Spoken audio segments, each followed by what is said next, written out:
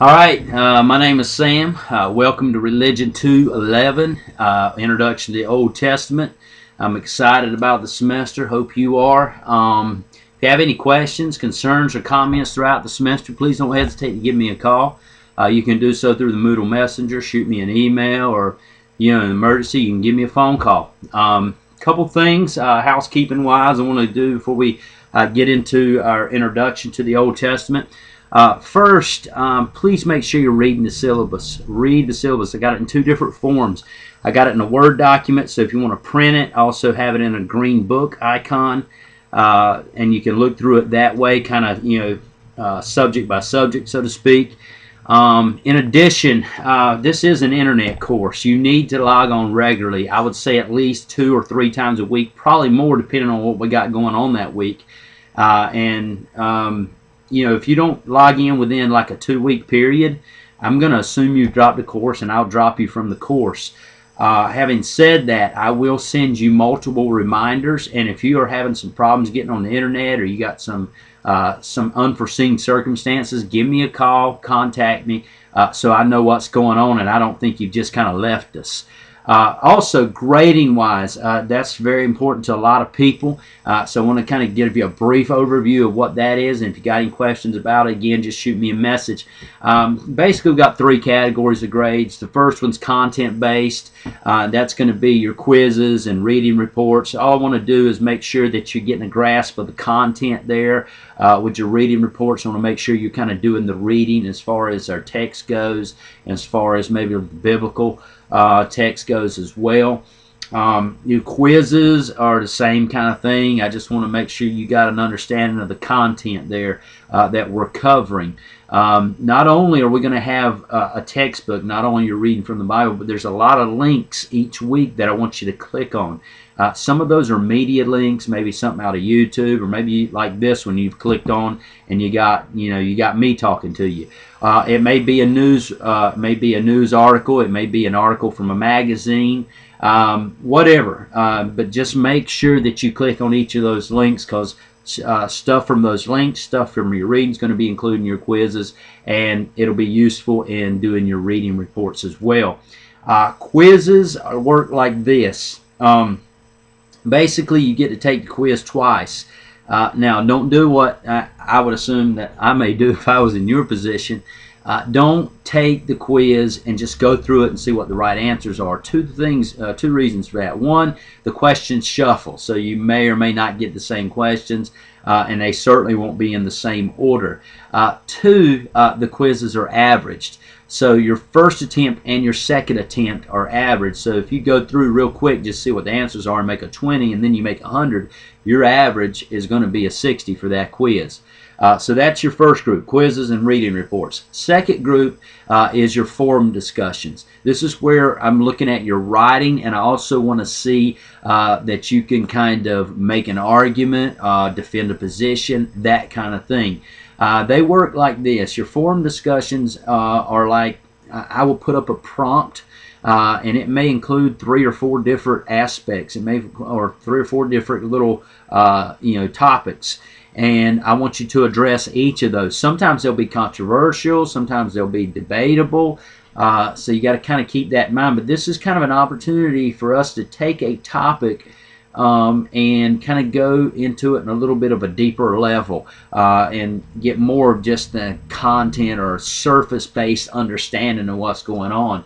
And I'll present a prompt. Our weeks are awkward. We start on a Wednesday, end on a Tuesday this semester, so keep that in mind. So on Wednesday, you'll see a prompt, okay, down at the bottom of the week. You'll see where you have assignments due. There'll be a prompt when you click on that.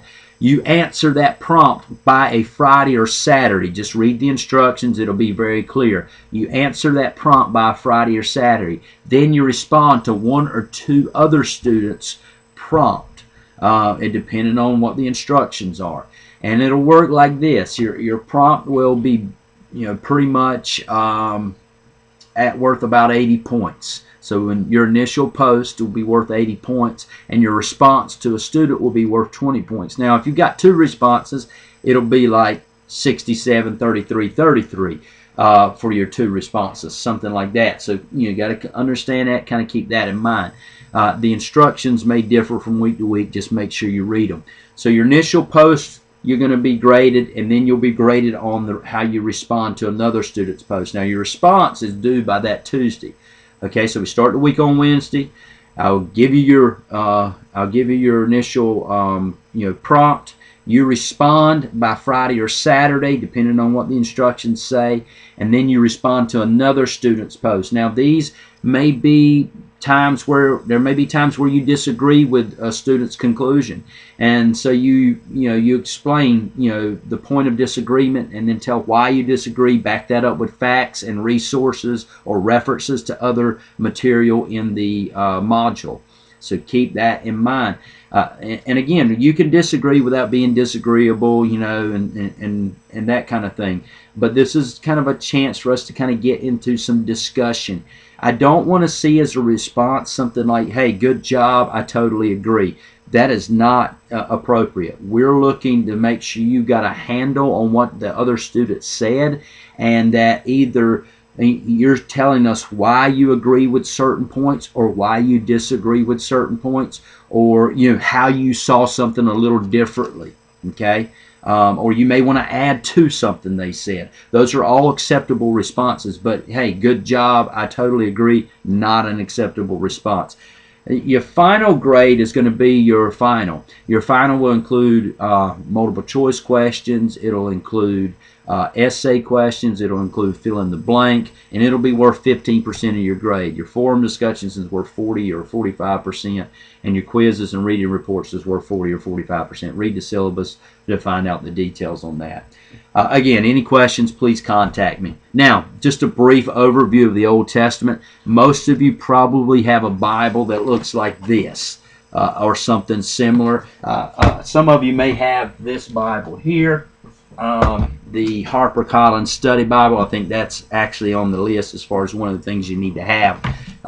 And some of you probably, or hopefully all of you, have this text, the Old Testament story. This is our text, what we're going to be reading out of. A lot of your quiz information will come from this text, in addition to some of the other links in each week. Now, if you're Hebrew, which that's probably not many of you, but Hebrews, they break their Bible down a little bit differently. They break their Bible down into basically 3 sections. The Hebrew Old Testament, what we call the Old Testament or the Hebrew Bible, is broken down into 3 sections. They call it the Tanakh: Torah, Nevi'im, and Ketuvim. Now, ancient Hebrew, they didn't write vowels, so T-N-K, they would just insert the vowels when they said the word, so Tanakh is how it would come out. Torah are the first 5 books of the Bible. That's Genesis, Exodus, Leviticus, Numbers, Deuteronomy. That's the Torah, also known as the Law of Moses or just the Law. Okay. After that, you have what's called your Nevi'im, which are the prophets. Okay. That's basically everything from Joshua to Esther, excluding there's a group of books in there called the Writings, excluding Job to Ecclesiastes. Okay, so those are the prophets. Now, the next section, or the last section in the Hebrew Bible, is the Writings, the Ketuvim, and that is that section I was telling you about, Job to Ecclesiastes. Now, in our Bible, those are kind of stuck right in the middle of the prophets, but in the Hebrew Bible, it would kind of go Torah is the first 5 books, your Nevi'im, which are what we call the historical books, and your big prophet books, which is everything again from Joshua all the way to Esther and Malachi. Okay, those are the rest of the Old Testament essentially, except for that little section called the Writings, and that would be at the end of the Hebrew Bible. Okay, I hope I didn't confuse you too much on that, but just keep that in mind. Hebrew Bibles set up a little differently.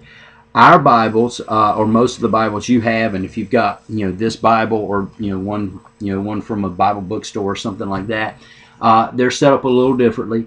What they have is called they still have the first 5 books of the Bible first, which are the Law of Moses. We call it the Torah as well, or some scholars call it the Pentateuch, which is the Greek version of that.